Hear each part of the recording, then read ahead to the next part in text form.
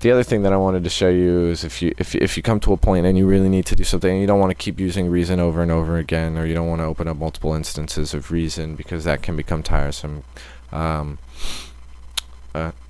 One of the more common reasons why you're going to want to output output samples to multiple outputs is in the cases of drums. Like, understandably, drums have to have separate processing. Ableton comes with another program or another software piece instrument called Impulse, and this is basically like their drum machine. If we drag and drop an Impulse in here, to get rid of that so I can save some real estate, this is the Impulse drum machine. Basically, you have all your separate channels here. You can transpose each individual one, you can stretch, you can add decay, you can pan them, you can have velocity sensitivity, you can change the trigger type to gate, you can transpose the whole thing, you can time, stretch. It's basically everything that you're going to need for a drum machine sampler, and you can also do similar things of controlling each individual channel with separate types of MIDI. To accomplish the same idea of outputting each one of these into different channels, all you have to do is take an audio channel, we'll insert an audio channel, and we'll say audio from, and this is going to be MIDI 3, and we'll even change the name of it. We'll hit rename, Control R, and we'll just rename it drums.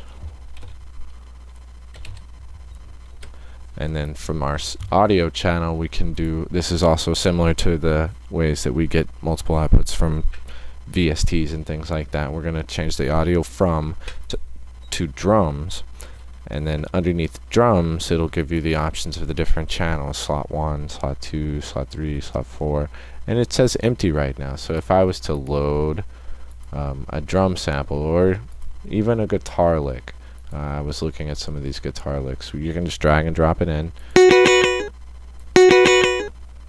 And then whenever you have audio right over here, it says guitar lick 4. I can add 5.